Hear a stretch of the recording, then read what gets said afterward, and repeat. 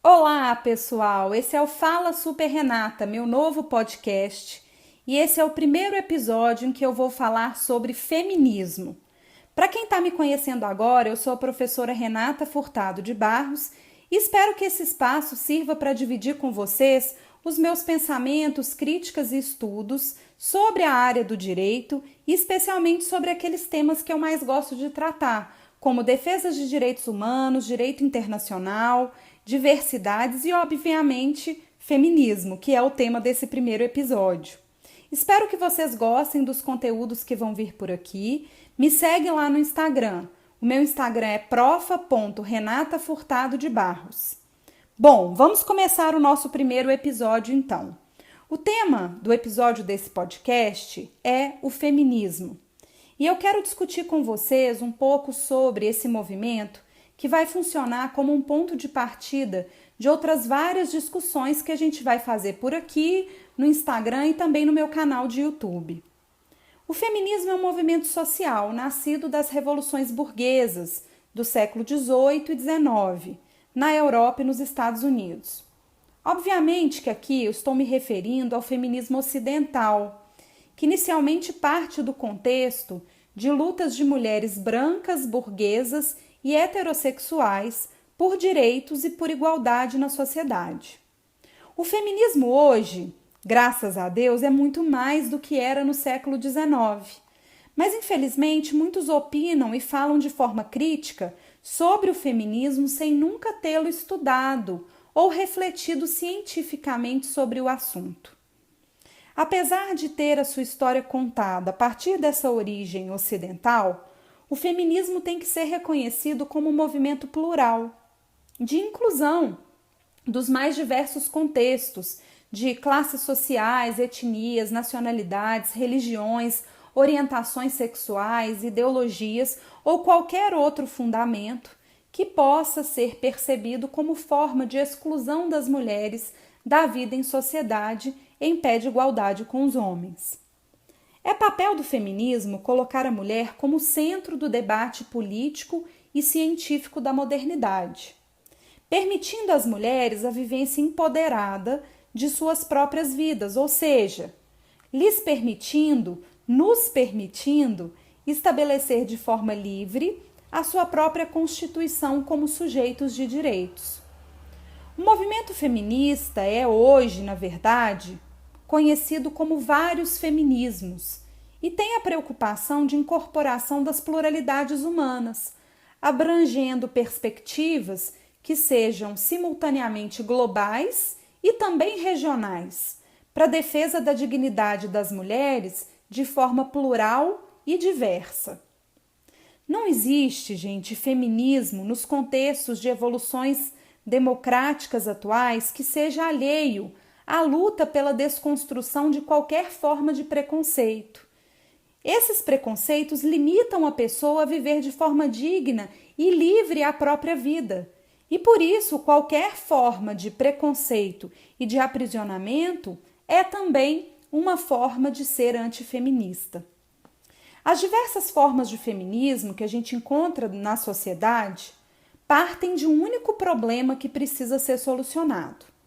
Esse problema é o processo histórico-social de objetificação dos corpos femininos, de opressão e subjugação das mulheres nas sociedades patriarcais. A luta feminista vem desse contexto, desse patriarcado opressor que limita as mulheres aos seus corpos que devem servir os homens. A luta feminista é uma luta de desconstrução dessa hegemonia patriarcal, por meio da adoção de um olhar feminino, libertário, que permite às mulheres estabelecerem suas escolhas, respeitarem suas vontades, respeitarem os seus corpos e construírem uma sociedade política que as trate com dignidade e igualdade. A luta feminista é pela reelaboração de respostas para aquilo que está muito sedimentado no patriarcado social e era colocado para as mulheres estabelecendo como elas deveriam ser mulher, como elas deveriam agir como mulheres, diante da necessidade de se colocarem como aquelas que servem os homens, né? Então, o pluralismo feminista busca, nas suas diferentes vertentes, novas construções que estabeleçam novas estruturas sociais e políticas em prol da igualdade dos direitos, da justiça social, da cidadania, da autonomia, do trabalho, do reconhecimento do valor da mulher, do autorrespeito e, obviamente, da realização livre das mulheres como donas de suas próprias existências. Os feminismos, vamos falar no plural, os feminismos são, sem dúvida, processos políticos reais de luta democrática. A luta por igualdade das mulheres tem uma relação direta com a necessidade de busca pelo poder social e pela emancipação feminina. Eu falei aqui sobre a pluralidade de feminismos e a gente pode, inicialmente, nesse primeiro episódio, identificar 3 correntes feministas estruturantes dessa primeira crítica que a gente vai fazer aqui. Essas correntes são a corrente liberal, a corrente marxista-socialista e a corrente radical. Pensando sobre essas questões, acho interessante a gente começar a falar primeiro sobre a corrente radical. No feminismo radical, vai-se entender que a dominação dos homens sobre as mulheres é estabelecida muito antes de qualquer discussão de capital, de qualquer discussão vinculada ao capitalismo. O sexo e o gênero femininos são colocados como justificativa, inclusive natural, para a submissão e dominação masculina, por meio do controle da sexualidade do corpo feminino. É quase como se determinasse que a mulher naturalmente está predestinada pelo seu corpo a se submeter ao homem. Na corrente radical, se identifica que o sistema vai ser deliberadamente patriarcal e vai se utilizar das mais diversas instituições sociais, como por exemplo a família, para manter esse locus de subjugação das mulheres em todos os diversos setores da sociedade. Essa questão culturalmente instituída e justificada como algo natural estabelece quase que uma impossibilidade da mulher questionar o seu local de submissão dentro da família e dentro da sociedade. Bom, essa visão radical ela é chamada desse jeito justamente porque ela parte de uma discussão de que percebe a mulher como submetida ao patriarcado desde a sua existência, desde a sua natureza. Agora, já no feminismo liberal, a sociedade patriarcal não vai permitir às mulheres a vivência de seus direitos de liberdade e autodeterminação social por uma determinação estatal de que as mulheres, na forma da lei, não possuem os mesmos direitos que os homens. Trocando em miúdos, para aqueles que entendem que o feminismo viria dessa corrente liberal, o que limita as mulheres a serem iguais e a terem os mesmos acessos a condições que os homens é o próprio direito, que reafirma essa determinação de que homens teriam mais direitos do que mulheres. Por esse motivo de limitação legal, as mulheres não têm uma cidadania política plena, como os homens, e precisam lutar por esses direitos. Para algumas correntes liberais do feminismo, bastaria uma igualdade jurídico-formal, ou seja, bastaríamos ter direitos iguais previstos nas leis, para, de forma plena, as mulheres atingirem um sentido de igualdade com os homens. É que no direito a gente vai entender essa noção de igualdade formal como a igualdade perante a lei. E para aqueles adeptos do feminismo liberal, bastaria se ter a igualdade perante a lei, porque aí, através do individualismo, da meritocracia, as mulheres atingiriam aí a sua igualdade. As feministas